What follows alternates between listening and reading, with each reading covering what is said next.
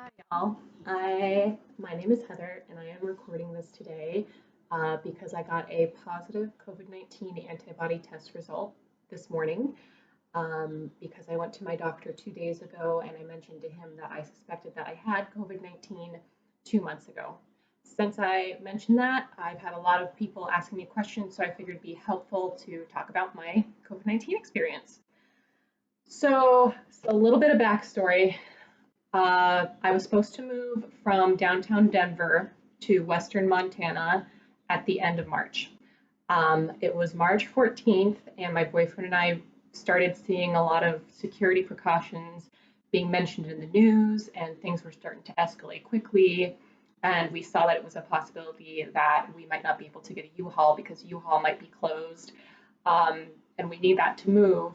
And we had to be out of our apartment by the end of the month because our lease was up and we had to get into our new place. So we decided it would be better to get out sooner rather than later. So that was March 14th. March 15th, when we were in the middle of packing, I started experiencing some GI upset. To put it frankly, the best way to describe it is code brown. No nausea or vomiting, just yeah, you got it. But I chalked it up to moving stress. So then the next day we were on the road. I didn't have any more GI upset. I wrote down my notes, my outline of everything that happened. But I had low energy and a loss of appetite, which again, I was so focused on moving, I didn't think anything of it until we were driving in the middle of nowhere, Wyoming, and I realized that I felt feverish. But there was nowhere to go. We couldn't turn around. We had to keep driving, so that's what we did. March 17th, I realized I had a very sore, dry throat, low energy, and no appetite. March 18th, I had a sore throat worse than the day before. Like it was so dry. Like it was like I had been inhaling sand in the desert for a week, is what it felt like. I called the health department here in western Montana. My symptoms didn't fit that time, and they said it would be better for me just to stay at home and self-isolate. So that's exactly what I did. Fortunately, when you move, you have plenty of stuff to do around the house, so I focused on that, and I just stayed home. March 19th, I had about the same symptoms. March 20th, I started experiencing dry nasal symptoms and like a dry sinus headache.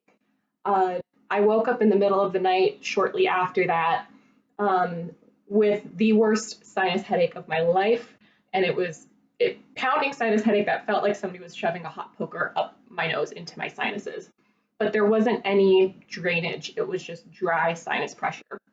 I called the health department again, but they told me the same thing, just stay home, don't go in contact with people. So again, that's what I did. I just stayed home.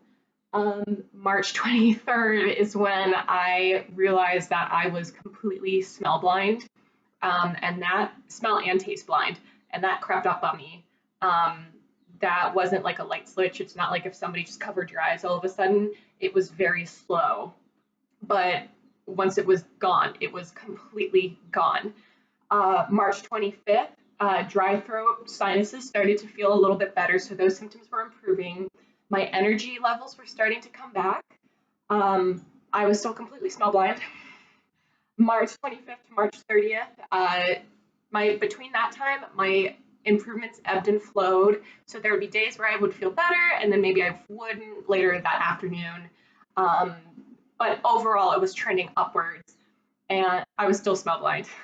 March 30th is when I would say that I experienced my last symptom other than the lack of taste and smell. But other than that, I felt completely better.